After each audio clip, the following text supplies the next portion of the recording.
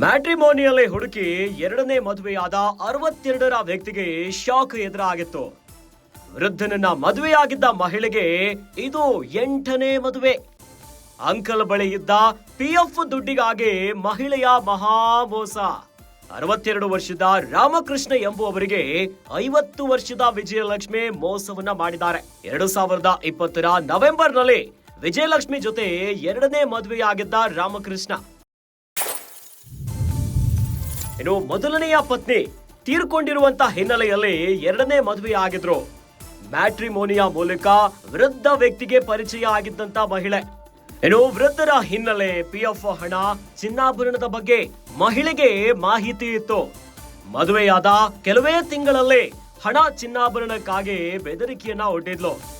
ಆಗ ವೃದ್ಧರಿಗೆ ಗೊತ್ತಾಯ್ತು ವಿಜಯಲಕ್ಷ್ಮಿಯ ಮದುವೆಯ ಮಹಾ ಮೋಸ ಅನ್ನೋದಾಗಿ. ಈ ಹಿಂದೆ 7 ಮದುವೆಯನ್ನ ಆಗಿದ್ದ ಸಂಗತಿ ಕೂಡ ಬೆಳಕಿಗೆ ಬಂದಿದೆ. ಸದ್ಯ ಆತ್ಮಹತ್ಯೆಯನ್ನ ಮಾಡ್ಕೊಳ್ಳೋದಾಗಿ ಬೆದರಿಕೆಯನ್ನ ಒಡ್ಡಿದ್ಲು ವಿಜಯಲಕ್ಷ್ಮಿ. ಇನ್ನು ಮನೆಯಲ್ಲಿದ್ದ 25 ಲಕ್ಷ ಹಣವನ್ನ ಕಳವು ಮಾಡಿರೋದಾಗಿ ದೂರನ್ನ ದಾಖಲಿಸಿದ್ದಾರೆ. ನ್ಯಾಯಾಲಯದಲ್ಲಿ ಸುಳ್ಳು ದೂರು ನೀಡಿರೋ ಆರೋಪ ಮಹಿಳೆಯ ಮೇಲಿದೆ. ಇನ್ನು ನ್ಯಾಯಾಲಯದ PCR ಅನ್ನ ಆಧರಿಸಿ ಬಸವೇಶ್ವರ ನಗರ ಠಾಣೆಯಲ್ಲಿ FIR ದಾಖಲು. ವಿಜಯಲಕ್ಷ್ಮಿ ಸೇರಿ 4 ವಿರುದ್ಧ ಪೊಲೀಸ್ ಕೇಸ್ ದಾಖಲು. ಮದುವೆ ಮದುವೆ ಮದುವೆ ಕಂಕಣದ ಹೆಸರಲ್ಲಿ ಪಂಗನಾಮವನ್ನ ಹಾಕಿಬಿಟ್ಟಿದ್ದಾಳೆ ಮಹಿಳೆ. ಅಂಕಲ್ ಬಳಿ ಇದ್ದಂತಹ PF ದುಡ್ಡಿಗಾಗಿ ಮಹಿಳೆಯ ಮದುವೆಯ ಹೈ ಡ್ರಾಮಾನೇ ನಡೆದಿದೆ.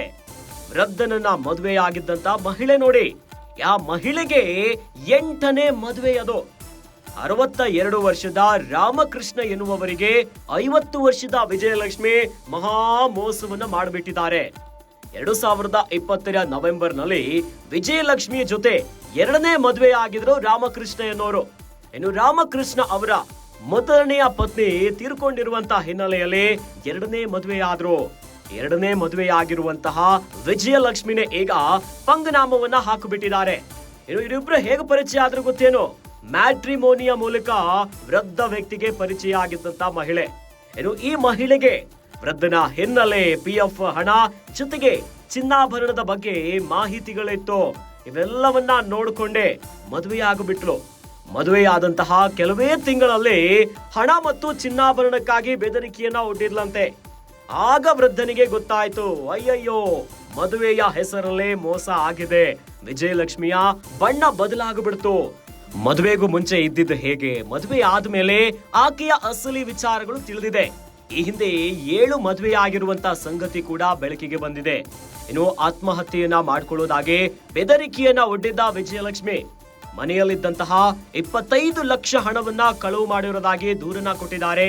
ನ್ಯಾಯಾಲಯದಲ್ಲಿ ಸುಳ್ಳು ದೂರು ನೀಡಿರೋ ಆರೋಪ ಕೂಡ ಮಹಿಳೆಯ ಮೇಲಿದೆ. ಸದ್ಯ ಕೋರ್ಟ್ನ PCR ಅನ್ನ ಆಧರಿಸಿ ಬಸವೇಶ್ವರ ನಗರ ಠಾಣೆಯಲ್ಲಿ FIR ದಾಖಲಾಗಿದೆ. ವಿಜಯಲಕ್ಷ್ಮಿ ಸೇರಿ 4 ವಿರುದ್ಧ ಪ್ರಕರಣ ಈಗ ದಾಖಲಾಗಿಬಿಟ್ಟಿದೆ. ಒಟ್ಟಲ್ಲಿ ವೃದ್ಧನಿಗೆ ಎರಡನೇ ಮದುವೆನೇ ಕಂಟಕವಾಗಿ ಪರಿಣಮಿಸಿಬಿಟ್ಟಿದೆ.